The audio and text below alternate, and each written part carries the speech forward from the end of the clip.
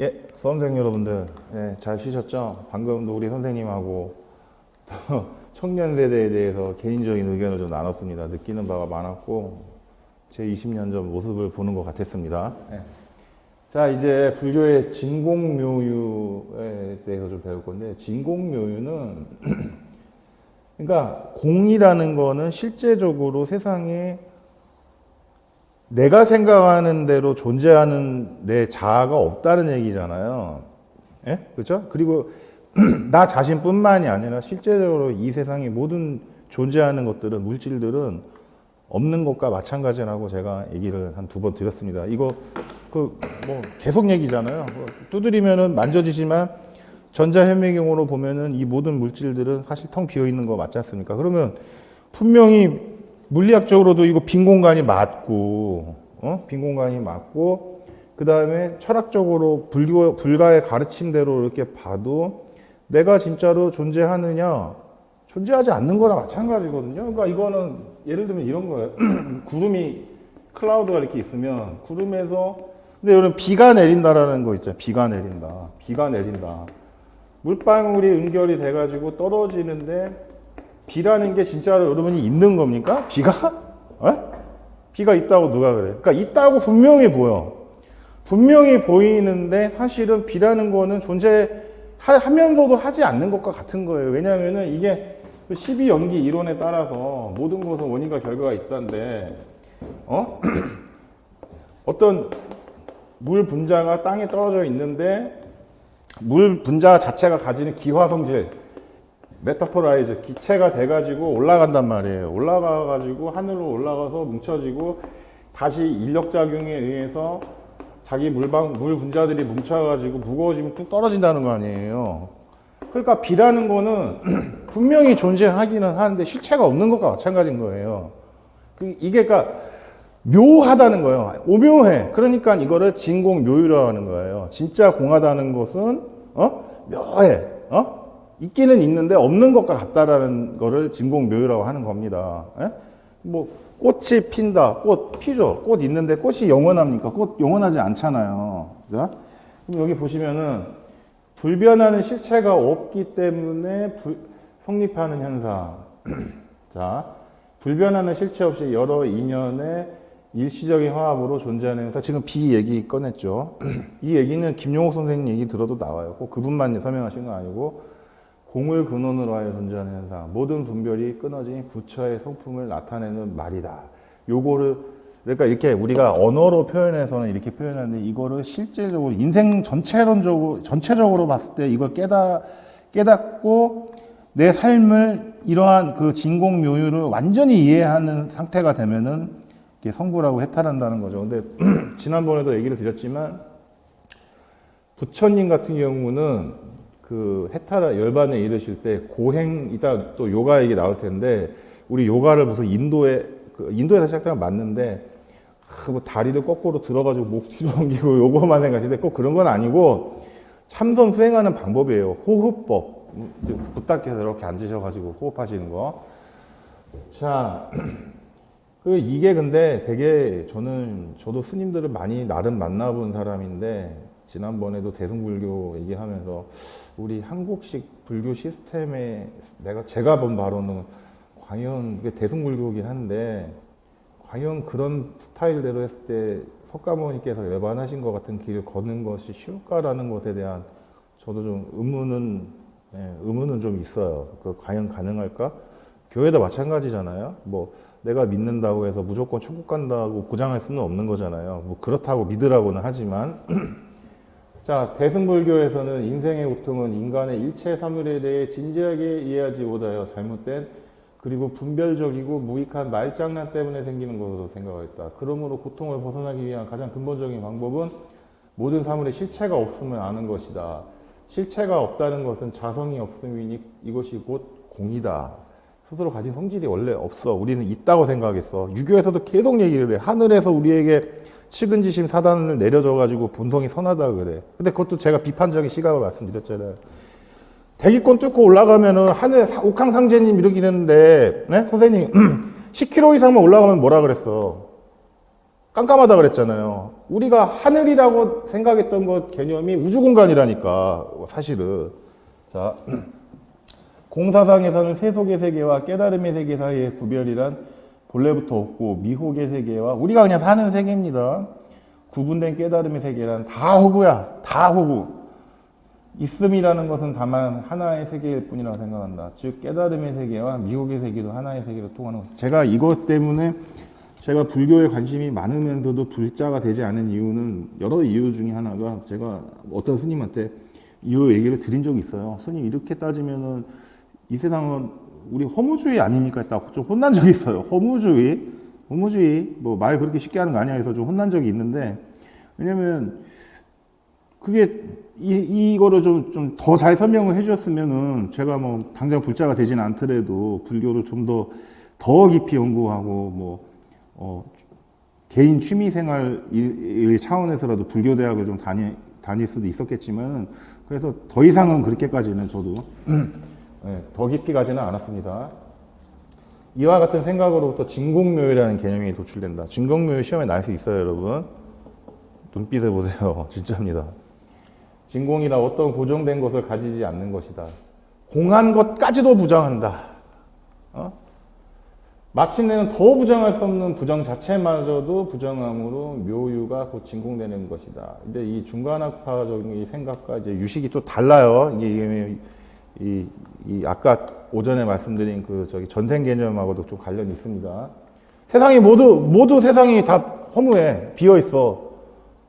그러면 내가, 이거 이따 얘기해야 되는데, 내가 전생을, 만약에 나의 지금 나 전에도 전생 있고, 나 죽으면 후생도 있을 거 아니에요.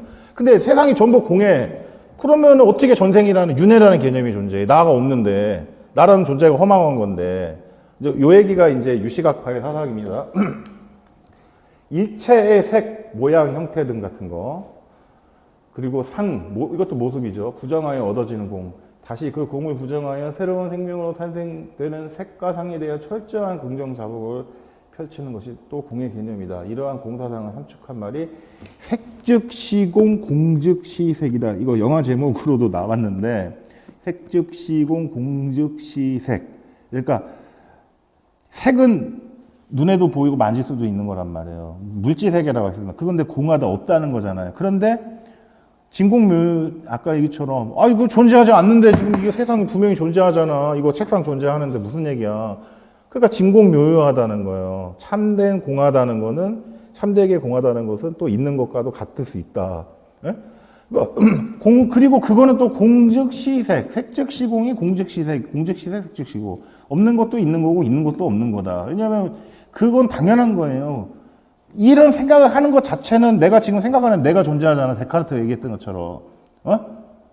이 세상이 그러면 아무것도 없는 건 아니잖아요. 물론 뭐 요새는 얘기 아시죠? 시뮬레이션 우주이론이라고 우리도 뭔가 더 고차원적인 존재에 만들어져 뭐 프로그램일 수도 있다. 뭐 이런 얘기를 하지만 공은 세계 부정을 의미함과 동시에 분별심의 부정을 뜻하는 것은 유와 무를 함께 말하고 있다. 요거 이제 핵심. 중간학파에서는 연기설을 바탕으로 12연기 내가 있기 때문에 나로 인해서 무슨 모든 사물이 다 일어나고 그러니까 내가 지금 참된 내가 아니라는 거 몰라. 무명에 막 사로잡혀 있어. 집착해. 자, 존재하는 모든 것은 공하고 공하다는 것은 아무것도 없이 허무하다는 것이 아니며 어떠한 존재도 고정적인 성질을 가지고 있지 않다는 관점이다. 이것은 있는 것도 아니지만 또한 없는 것도 아니므로 결국 비무는 비유, 없는 것은 또 있는 거다. 우리 수험생분들 노자의 그 도덕경 얘기 보시면은 좀 비슷하죠. 도가도 비상도, 명가명 비상명, 도를 도라고 하면 이미 도가 아니고 이름을 딱 짓는 순간 그건 더 이상 그 이름이 아니야. 최민준이라고 하는 순간 그게 진짜 최민준이야? 아니야. 그거에 대한 이미지만 보는 거야. 결국 참다운 존재인 공이란 묘한 존재, 즉 진공묘유인 것이다. 자, 분명히 강조했어요. 불교 용수의 열애장인데 열애장은 그러니까 내가 부처가 될 수 있다는 가능성이에요. 이게 석가열애라는 말도 있잖아요. 모든 중생은 중론에서 나옵니다. 이거 시의 형태 되게 어려워요. 이거 중요한 것만 따왔어요. 모든 중생은 열애를 항상 간직하고 있어. 불교에서는 기본적으로 내 안에 불성이 있다라고 합니다. 기독교하고는 달라. 기독교도 조금 비교를 하자면은 신이 인간을 창조하실 때 신의 형태로 창조를 하셨다고 하시니까. 그러나 이제 그 불교에서는 인간 자체가 불성을 가지고 있다. 부처가 내가 각성하면은 내가 득도, 그러니까 내가 이제 해탈을 하면은 부처가 될 수많은 겁이라는 거 제가 지난번에 오랜 시간 설명해 드렸지만 내가 부처가 될 수 있다는데, 그러니까 이제 수험생분들이 이제 특히 그리스도교 사고방식을 가지신 분은 이런 공부를 하게 되면 어렵고, 왜냐면 내가 공부를 하려고 그래도 근본적으로 좀 배타적인 의식이 있거든요. 그래서 모든 학문을 불교도 지금 종교로 보는 거 아니에요. 모든 학문을 공부를 할 때는 무조건 가치 중립적으로 봐야 되는 거예요. 전에도 말씀드렸지만 대학원 다닐 때 우리 그 정세고 선생님 그러셨잖아요. 공산주의에 대해서도 내가 뭐 공부를 하거나 논문을 쓸 때도 공산주의가 좋다 나쁘다 생각하고 보면 안 된다. 중립적으로 봐야 된다. 공산주의는 빨갱이들이 믿는 사상, 이렇게 보면은 공부 안 된다는 거예요.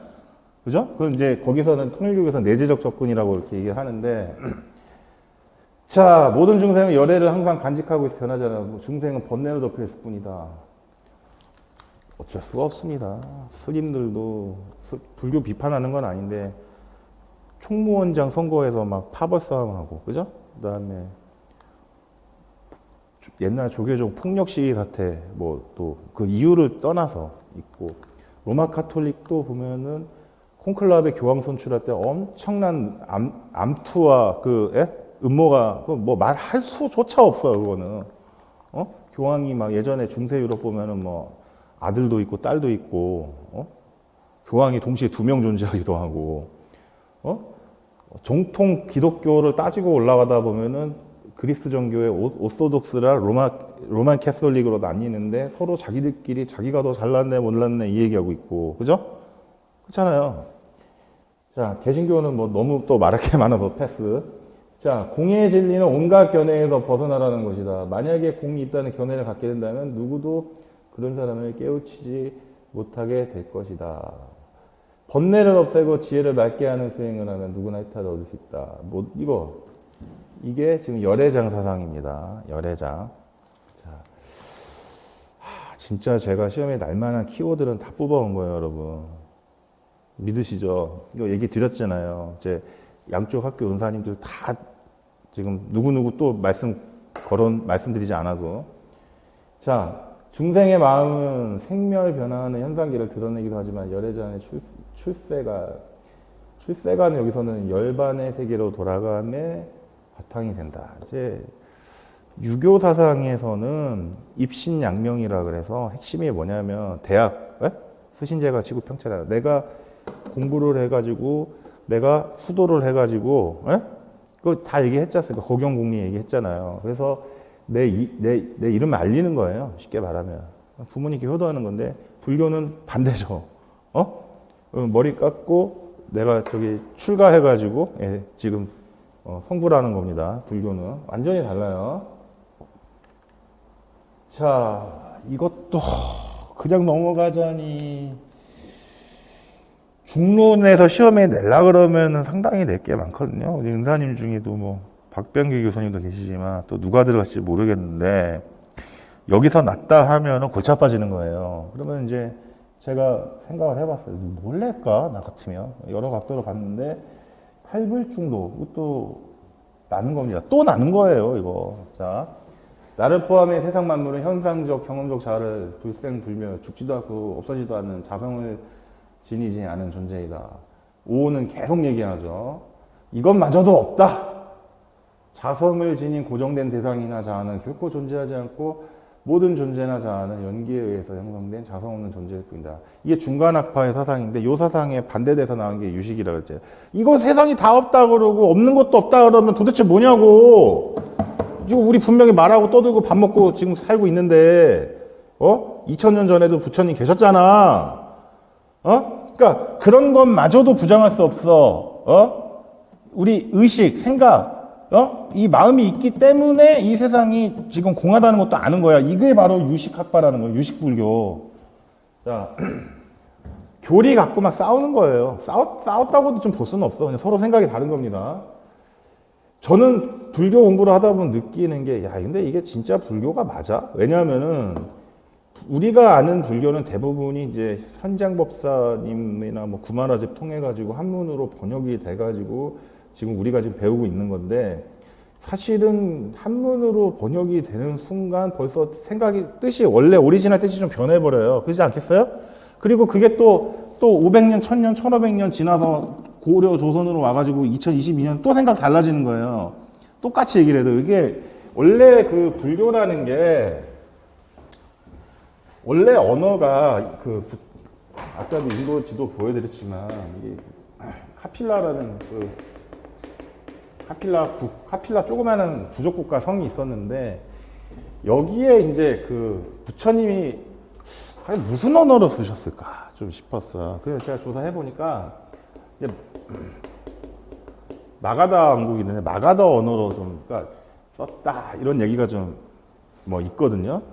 근데 이 원래의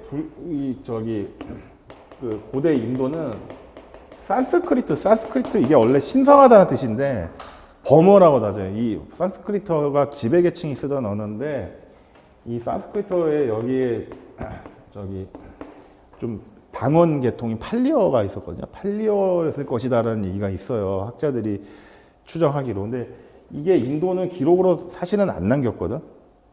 문자로, 인도어로. 근데 이게 스리랑카로 전해져가지고 다행히 한 2000년쯤 전에 스리랑카에서 문자화를 시켜가지고 부처님께서 말씀하신 그런 설법이 스리랑카에 한 1800년대까지 보관이 돼 있던 거예요. 그걸 모르고 있다가 이제 2000년 정도의 시간이 흐르면서 이제 이게 중국으로 전해진 거 아닙니까? 예, 불교 경전화가, 우리 아까 말한 대로 화엄경 뭐 이런 거 있잖아요. 금강경 이런 거, 화엄경, 이거 화엄일승 법계도 제가 지난 시간에 보여드렸고, 금강경은 지금 절 다니시는 분들 많이 할 거고, 천태중에서는 법화경 이제 주요 경전으로 보는데, 교회를 치면은 뭐 신약성경을 더 많이 보느냐, 시편 잠언을 더 많이 보느냐, 뭐 이런 거 비슷하기도 하죠. 그래가지고 부처님의 가르침을 이게 보면은 이제 지금 우리가 아는 내용이 물론 이 스리랑카에 보관된 팔리어로 된 가르침이 남아있기는 한데 조금 다르다고 해요. 그래서 그런 말도 있어요. 12연기도 이렇게 되게 막 오밀조밀하고 체계적이지만은 부처님의 애초의 가르침이 이렇게까지 정밀하지는 않았을 거다. 제자들이 정리를 하고 점점 종교화가 되면서 되게 일원화가 됐을 것이다. 이렇게 얘기를 하기도 합니다. 그리스도교도 마찬가지예요. 예수님이 혹시 무슨 말 쓰셨는지 알아요? 모르시죠? 예수님은 이제 아람어 썼다 그래요. 그 당시에 유대 지방에 있던 방언, 방언이라 그러죠. 근데 성경이 근데 아람어로 쓰였느냐? 아니죠. 성경책은 우리가 알고 있는 원래 성경은 무슨 언어로 쓰였냐면 그리스 헬라어로 쓰인 거야. 헬라어. 왜냐하면은 초기 기독교가 주로 사도 바울하고 예수님의 수제자였던 베드로가 이렇게 그리스 쪽을 안티오키라든가 에베소스라든가 통해가지고 로마로 갔으니까 헬라어로 정리가 되다가 얘기 다 했죠. 우리 이미 이제 콘스탄티누스 황제부터 기독교 공인하면서 라틴어로 이제 번역이 되고 한 1500년 이상 끌다가 로마 카톨릭에서는 이제 그게 계속 라틴어로 한 1960년대까지 썼고 개신교에서는 루터가 개혁하고 칼뱅으로 오면서 1500년대, 600년대부터 이제 현지어, 독일어, 프랑스어, 영어로 성경책이 번역이 되다 보니까는 요즘에도 그것도 교리적으로 깊게 나가다 보면은 무슨 성경이냐, 뭐 톰슨 성경이냐, 무슨 성경, 알죠? 킹 제임스? 뭐 이렇게 해가지고, 그것도 말이 많아요, 요즘도. 성경책도 조금씩 바뀝니다.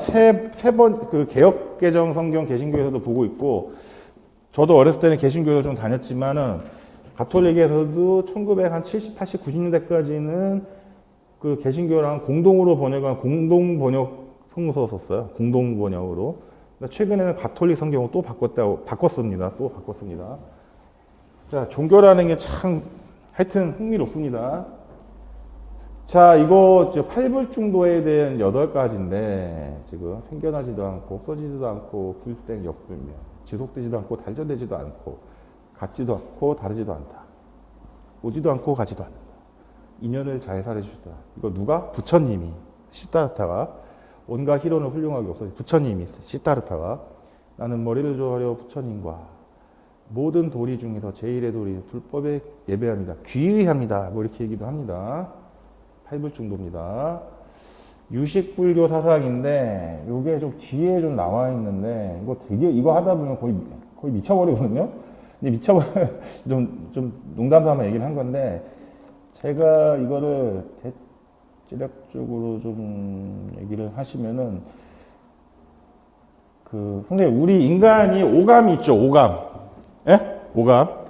눈으로 본단 말이에요. 그죠? 귀로 듣고, 그죠? 그리고 코로 냄새 맡고, 그죠? 맛도 보고, 촉감을 느낍니다.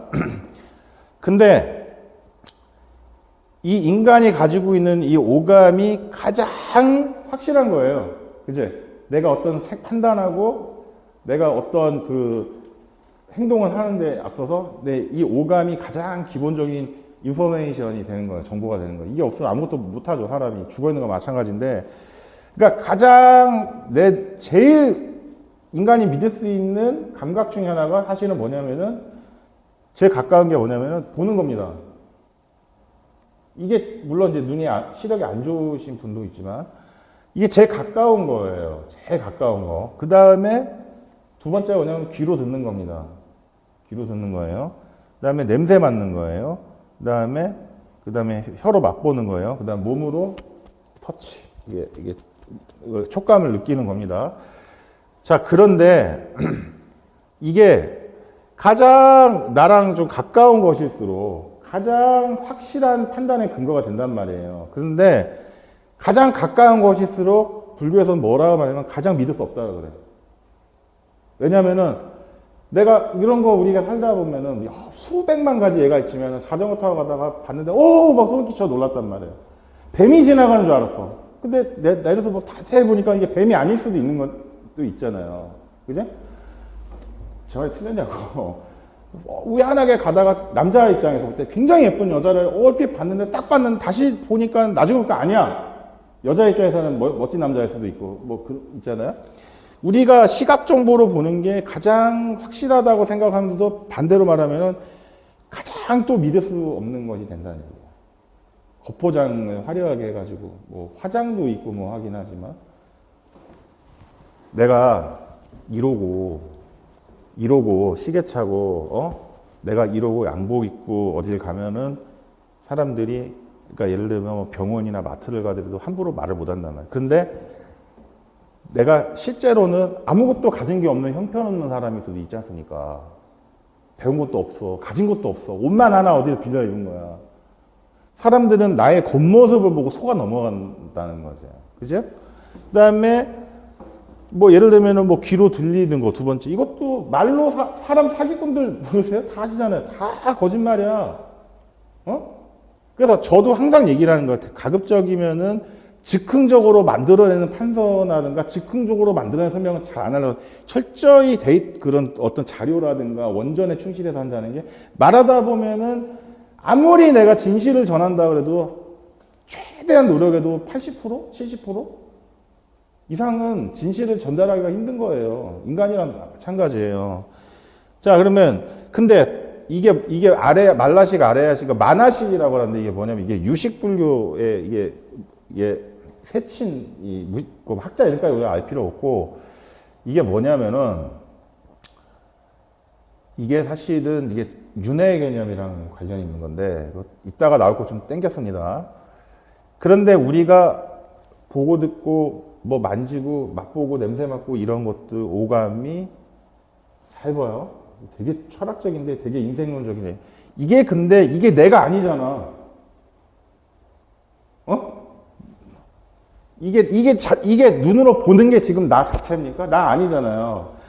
이 5가지의 감각을 이게 지금 제 1식이라 그래서 이거를 합쳐가지고 내가 뭔가를 판단을 하잖아. 이게 의식이라 그래. 의식. 나라는 존재. 이게 나의 의식. 의학에서도 의식이 있다 없다라는 얘기를 하잖아요. 불교에서는 이거를 깨달은 거예요. 이미 2000년 전에. 프로이트 얘기하기 훨씬 전에 2000년 전에 의식이라는 거예요. 의식. 이거는 내가 아니야. 이건 감각일 뿐이야. 이것들이 모여서 이게 의식이 생기는 거야. 내 의식이. 그런데 나라는 최민준이라는 사람의 의식이 이렇게 있단 말이에요. 의식이 있기 때문에 이런 감각을 통해서 판단하고 말을 하는 거야, 내가. 그런데 이것도 이게 또 나의 전부가 아니라는 거예요. 선생님, 잘 보세요. 그러니까 불교 공부를 제대로 하려면 제대로 해야 되는 거예요. 이것도 내가 아니야. 엄밀히 말하면. 왜냐? 봐봐. 깜짝 놀라실걸? 내가 만약에 지금 강의하다 기절했어. 선생님, 내가 기절했어. 의식을 잃었어. 선생님이 지금 공부를 하고 있잖아, 지금. 의식을 내가 잃었는데 10분 동안 내 의식을 잃었다 칩시다. 그러면 최민준이라는 사람이 없는 거예요? 내 의식이 여기 안 보여. 의식이 없어졌어. 의식은 잠깐 없어졌지만 나라는 존재는 지금 어딘가 있잖아. 그지? 이거를 뭐라 그러냐면 이거를 제7식 말라식이라는 거야. 이거를. 의식 이전에 또 다른 게 있는 거야. 7식이라는 게. 불교가 이렇게 어렵습니다. 그지? 그런데 윤회의 개념을 설명하기 위해서 이제 아레야식이 나온 건데 그러면 내 의식이나 내 의식 이전에 있는 또 다른 잠재 의식이 진짜 나냐 이거야. 윤회의 개념으로 보면. 지금 내 의식은 내가 아니잖아. 그래 내가 지금 기절했을 때 상태인 말라식, 기절해도 존재하는 나, 자아인 말라식도 그게 그럼 진짜 나냐고. 그거 이전에 이 수많은 내 삶을 살아가면서 수많은 환경을 접하면서 내가 지금 존재하고 있다고 생각하는 의식작용이 살아가면서 이제 이걸 훈습이라고 해요. 습관. 내가 어떤 진리를 깨닫고자 하는 원하는 거, 그 습관, 그리고 그거에 대해 의지, 에너지, 합쳐서 훈습이라 그래. 이게 임용고시에 났어. 이거를 공부를 전혀 안 하고 있다가 우리 때 임용고시 딱 나니까는 오! 하면서 그냥 날아가 버리는 거야, 이게. 이거를 알고 있는 사람은 최소한 2점을 맞춘 거예요. 잘하면 4점을. 그럼 합격이야, 그러면. 그러니까 제가 말씀드렸잖아. 공부 안 해도 된다. 그거 다 새빨간 거짓말일 수 있다고. 믿을 수가 없어. 설사 그 사람이 불교를 포기하고 임용고시를 합격했던 사람이라고 할지라도 그 사람이 말한 게 그 사람에게 통했던 그 사람의 그 순간에 그 사람에게나 통했던 내용이지 절대로 나한테 1년 뒤, 2년 뒤에 나에게도 그게 적용된다는 보장은 하나도 없어요. 난 여러분 선배 아닙니까? 교사 내가 14년 했다고 했잖아요. 1급전 교사라고. 얼마나 많은 선생님들 잘 봤겠어. 반장까지 했다고 했잖아요. 일정연수에서. 그런데 그 훈습을 통해서 나라는 존재에 그동안 살면서 계속 나의 업보, cause and effect 지난 시간에 얘기했잖아. 내가 막 그동안 잘했든 못했든 막 뭐가 쌓여. 정보가 나에 대한 진정한 나라는 존재, 불교에서 말하는 진정한 나라는 존재에 대한 정보가 막 쌓여. 우주 어딘가에 막 쌓여. 그것이 바로 제8식 아뢰야식이라는 거예요. 아뢰야식. 이 아뢰야식의 작용으로 인해서 내가 개로 태어나느냐, 거지로 태어나느냐, 왕자로 태어나느냐, 이게 달라진다는 거예요. 유식불교에서는 아뢰야식을 중요하게 볼 수밖에 없는 거예요. 야, 그러면은 재행무상, 재법무상 이 세상에 존재하는 것도 다 가짜야. 나도 없어. 만약에 그러면 그것만을 강조를 하다 보면 그러면 우리가 윤회한다는 얘기는 뭔데? 윤회를 하려고 그러면 나라는 게 의식이 있어야 될 거 아니냐고. 없다며, 언제는. 아니야, 있어. 해서 아뢰야식이라는 개념이 나온 거예요. 그러니까 그냥 우리가 흔히 말하는 이야기 스토리로만 유튜브도 보다 보면은 윤회라는 개념이 나오지만 유식불교에서는 바로 이런 거를 얘기를 하는 겁니다. 아뢰야식이라는 게. 애니메이션 보다 보면 나와요. 아뢰야식 같은 거 많이 나오는데 일본 만화 보면 좀 많이 나옵니다. 또 더 뭐 있다고는 하는데 그거까지는 알 수가 없고 굳이 배울 필요도 없습니다. 그거는. 이것도 막 더 깊게 들어가면은 이것만 해도 몇 시간 해야 돼요. 보통 사람의 경우처럼 자 언어에 의한 잘못된 개념화는 형태를 통해 존재를 이해한다. 예를 들면 우리는 사과라는 말을 사용하지만 그 말은 하나의 지시에 의해 사과를 있는 그대로 나타내지 못한다. 그럼에도 불구하고 그 말에 의존하여 사과를 이해한다. 비가 내린다. 하지만 비 내린다 하면 원래 비가 따로 있고 비가 내리는 현상이 따로 있는데 우리는 딱 비 내린다 하면 지금 머릿속에 벌써 비라는 존재를 생각이 되지 않습니까? 근데 그 실제로 없는 거잖아요, 지금. 야, 비 내려. 어? 근데 비가 딱 보니까는 비가 지금 내리고 그칠 수도 있는 거고. 그리고 아까 내린다고 했던 비는 지금 이미 내려가서 강물로 흘러가 버렸고. 어느 정도 존재에 대한 바른 지식을 갖고 있는 사람들의 경우로서 모든 존재가 서로 연관되어 있다 생각한다. 깨달음을 얻은 사람의 경우로서 말이나 글 또는 이론에 의해 존재를 이해하는 것이 아니라 존재 자체를 있는 그대로 이해한다. 그러니까 인간의 의식, 이렇게 이해하는 것도 의식이잖아요. 이거 자체는 부정하지 않는 거예요, 유식학에서는. 인간의 고통이나 문제점의 현상을 주관, 그러니까 나, 객관, 외부에 있는 것들로 구별하기 때문이다. 인간과 객관적인 현상은 실체로 존재하는 것이 아니라 의식에 나타내는 뿐이다. 의식이다. 의식. 즉 인간과 외부 세계는 의식의 흐름에서 나타내는 영상에 불과하다는 것이다. 근데 이제 이거에 대해서도 이제 비판하는, 그러니까 불교를 믿지 않는 사람들은 막 비판하죠. 그렇게 따지면 야 의식만 있다 그러면은 야 그러면 지금 뭐 밖에 지금 실제로 돌아다니는 자동차들은 뭔데 존재하잖냐. 그런 얘기입니다. 자, 육바람이는 제가 지난 시간에 얘기를 했는데 이거 임민구씨 낫다 그랬죠. 이게 이제 보살이 수행해야 될 그 6가지 방법인데 보시바람이, 지게바람이, 윤욕바람이, 정진바람이, 선정바람이, 반야바람이 이렇게 있는데 이거 다 한번 얘기를 했었고 이게 두 개 쓰라는 거였습니다.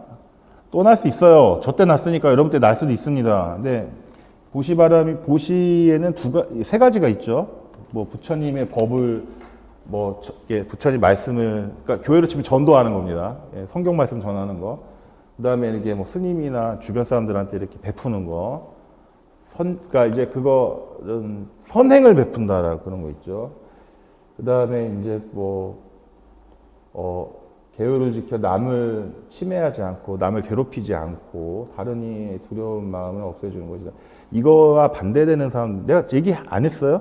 사람들에게 공포심을 조장을 해.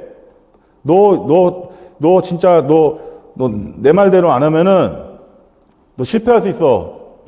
시작하기도 전에 지금 막 시작한 사람한테 너 안 됐을 거 생각해봐. 내가 선생님한테 막 그런 얘기를 한다 그래봐. 그게 무슨 뜻이야? 그런 것 중에 전부 그렇지는 않겠으나 상당수는 상대방으로 하고 막 공포심을 조장하고 이러는 거는, 예를 들면 뭐 변호사? 당신 구속될 거예요. 당신 변호사 선임 안 하면은, 너 여기서 재판에서 져가지고 감옥 갈 거 생각해 보세요. 이런 얘기 할 수도 있잖아요. 실제로 그런 변호사도 있단 말이에요. 그건 뭐예요? 그런 것 중에 일부 또는 상당수는 그런 행동과 말을 함으로써 상대적으로 내가 뭔가 이익을 얻기 때문에 그런 거예요. 진리를 전하는 게 아니라, 오히려 공포감을 전해. 말이 안 되는 거예요, 이거는. 팔정도와 사막은 뭐, 얘기를 한번 했었는데 한번 더 보시기 바라고. 아라한 제가 지금 다음 PT에서 보여드리겠습니다. 이거는 이 책에 나옵니다, 여러분. 이거 얼마 하지도 않습니다. 반드시, 지금 몇 분 안 되시지만, 지금 4월 달까지만 듣고 안 들으신 분도 조금 계시긴 하지만은, 저와 또 뵐 수도 있지만, 안 하시더라도, 저거는 꼭 사서 좀 간직해서 보시기를 바라드립니다. 진심입니다. 또, 여기서 또 몇 개 날 것 같아요, 제 생각에. 그리고, 보살은 얘기했고, 또 나올 거예요. 유식사상의 특징이 있는데, 이게 다 저 책에 나오는 거거든요. 그런데 원효대사도 이제 두 번째 시가 나오죠. 원효대사도 유식불교의 그 사상가였다고 보면 맞아요. 왜냐면 일체 유심조라는 얘기하고 요 첫 번째 PT 끝날 것 같은데, 일체 유심조가 뭐냐면, 일체 유심조 뭐예요? 일체 유심조.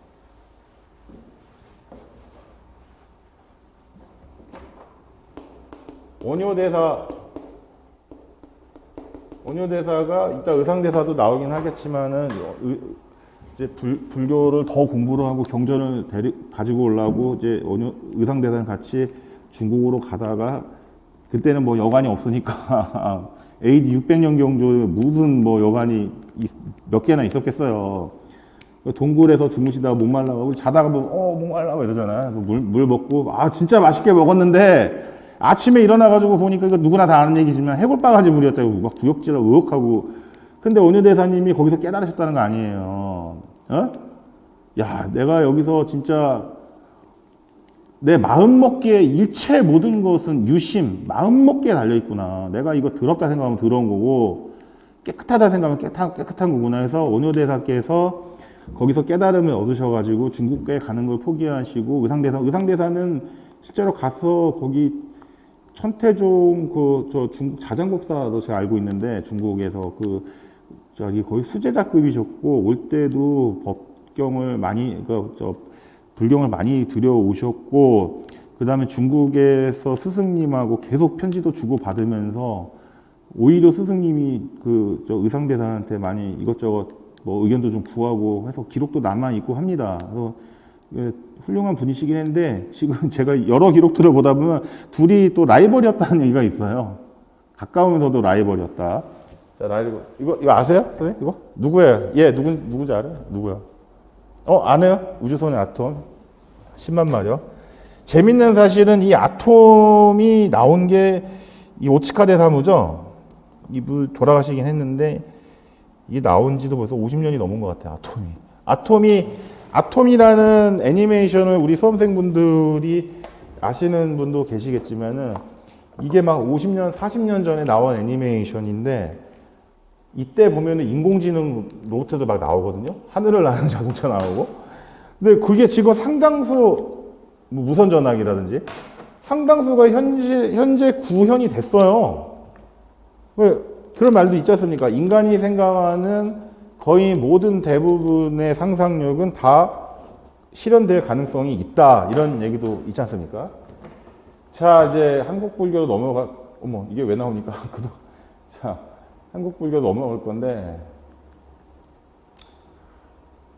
이제 원효대사, 의상대사, 의천대사, 진울대사인데, 자,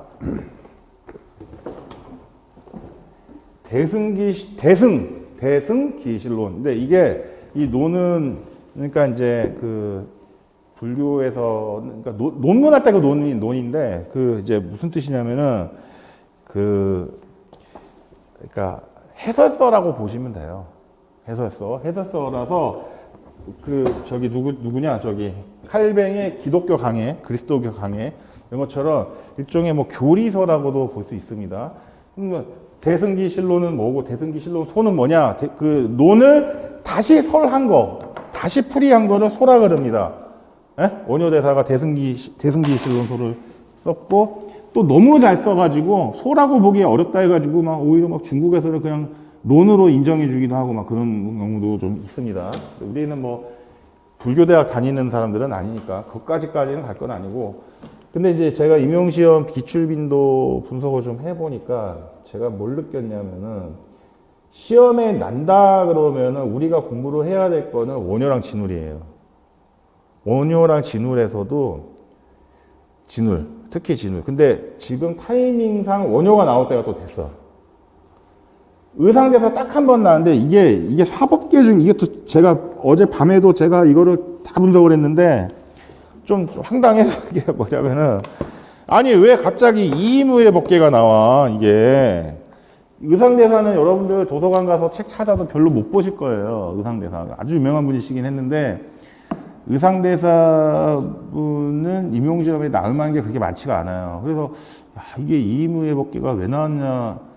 이의무의 법계라는 건 원래 없는 얘기예요. 사법계 중에 이법계, 사법계, 사사무의 법계 이렇게 나오는데 이사무의 법계 이렇게 나오는데 진짜 그 문제는 정말로 난이도 조정하려고 낸 거구나. 거의 다 틀리게. 이거를 가르쳐 주는 거 찾아봐도 별로 없으실 거예요. 그리고 홍익학당의 윤홍식 선생님 또 그분이 좀 설명한 것도 좀 있고 그래서 의상대사는 제가 볼 때는 어젯밤까지도 좀 고민을 했어요. 이거를 굳이 내가 책 있는 거 꺼내가지고 할까 하더니 나올 만한 게 없어. 어젯밤 10시, 11시까지 못 알아서 제가 죽을 뻔했어. 교중미사 끝나고 11시, 12시 반부터 밥 먹고 밤 11시, 12시까지 제가 오늘 교재 정리하다 잤는데, 예. 여기는 좀 아닌 것 같아요. 그 의천대사 얘기 나오면은 제가 볼 때 또 뭐 나오냐면 나올 만한 게 교감겸사야 이거. 의천대사도 확률적으로 좀 많이 안 나올 것 같아. 의천대사도. 대각국사 의천. 제가 돈 주고 샀습니다. 구하기 어려워가지고 알라딘 해가지고 정말 어렵사리 샀어요. 일주일 동안 기다린 끝에. 그러니까 편지 형식으로 이렇게 되는 게 많이 있고, 국사 왕사라는 개념 쭉 이따 설명해 줄 거고, 수신결에 제가 볼 때는 수신결을 안 가져왔나? 수신결을 안 가져오면 안 되는데, 수신결을 안 가져왔는데, 제가 수신결을 또 돈 주고 샀는데, 자 수신결을 안 가져오면 말이 안 되는데, 어쨌든 자 뭐 대신에 돈으로 수신결을 안 가져왔구나. 자 보다가 제가 잠들어서 놓고 왔나 봅니다. 진울 이제 마음, 그다음에 공적 영지, 그게 좀 날 것 같고, 근데 날만한 거 나가지고 좀 제가 볼 때는 한 텀 쉴 것 같아요. 한 텀. 진울은. 그리고 난다라 그러면 원효 날 것 같아요. 확률적으로. 어쨌든 오늘은 요 두 분은 좀 확실히 좀 짚고 넘어갈 건데, 좀 쉬었다 할까요? 좀만 더 할까요? 어떻게? 쉬었다 해요? 예, 좀 쉬었다가, 잠깐 쉬었다가, 이제 우리 이 네 분 중에 두 분도 뭐 잠깐 보긴 보는데, 요거 좀 하고 마치도록 하겠습니다. 예, 이따 뵙죠.